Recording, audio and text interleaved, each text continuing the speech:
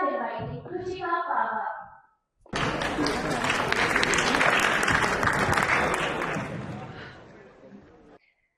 Right now, before I've said a single word, design is already working on you all. The height of the stage, the angle of these lights, and the way every seat in this room faces me. Someone designed this room to make me look worth listening. Hi, my name is Khushika, and I run a creative studio called Font of Designs. And my job every single day is to make people believe something about design, about brands. And today I'm going to tell you something very honest about how this works.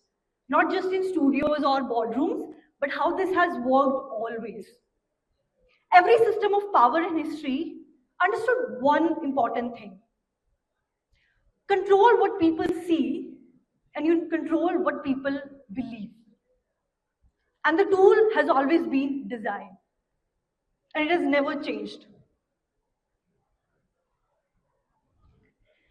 For example, imagine when you close your eyes and you look at and you picture Lord Lakshmi, what do you see? What do you think? Who do you think decided that image? Not a scripture, not a temple.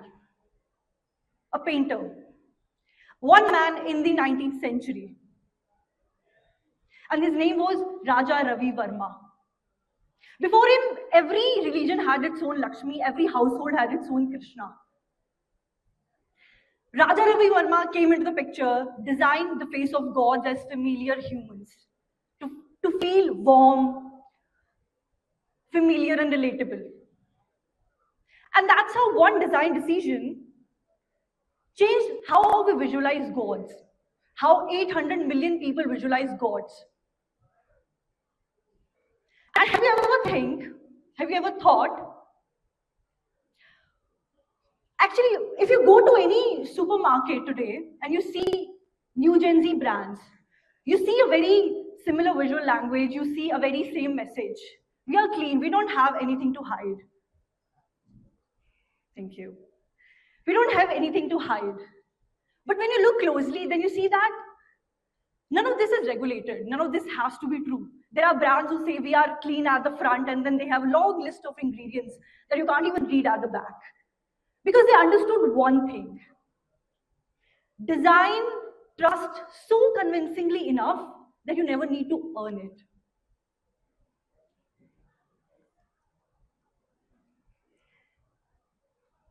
Look at this, Tropicana. Fresh orange, a straw pushed into it straight. Fresh, natural. You have seen this image all your life. And this image for decades was used on a product that contained water, sugar, flavors, and preservatives. But nobody questioned it. Nobody thought about it. Because design told them they didn't need to. A fresh orange was there. Why would you look further?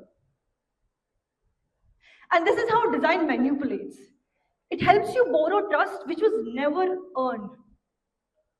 But have you ever thought what would happen if a design just doesn't sold a product, it sold an entire place, an entire community, and decides what part of the truth gets to see the world?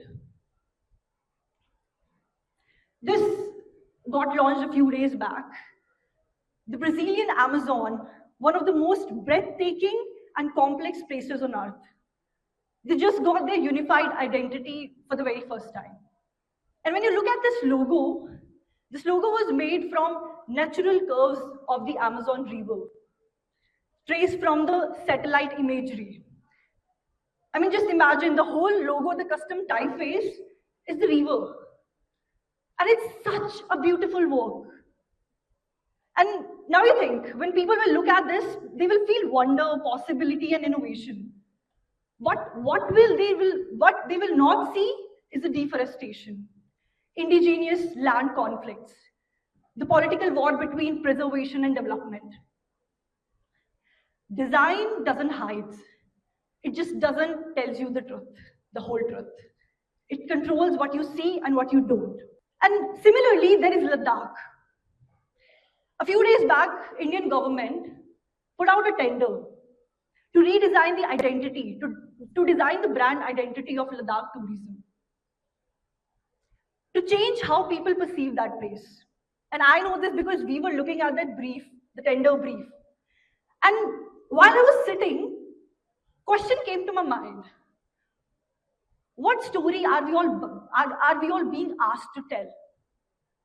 Because the design Ladakh will have mountains, monasteries, spiritual serenity, an unspoiled landscape. But what will disappear is the local people of Ladakh asking for statehood, the retreating glaciers, the environmental pressure of mass tourism, which has already cracked the landscape open. And this part of design manipulation doesn't lie, it chooses, decides what part of the truth gets to see the world. And I'm telling you all of this from outside, but I'm not outside. Because in our studio, we get these kind of brief every time. We get brands who want to look premium.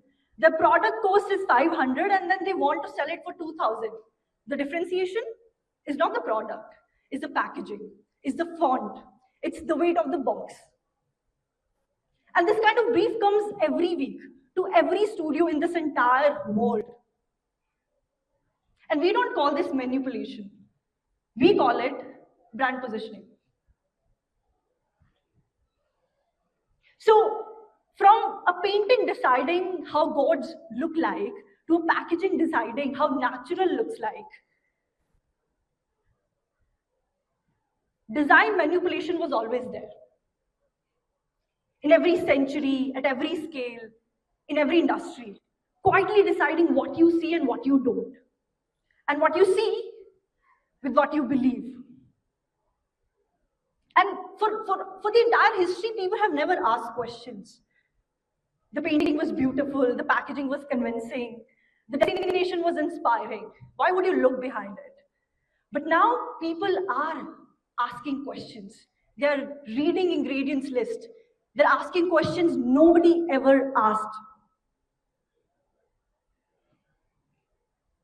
And that's why every designer, every brand, every institution using this tool will have to give answers. They will have to give answers.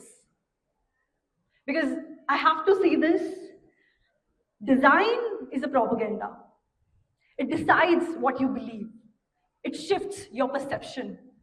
It manufactures reality that serves someone else's agenda.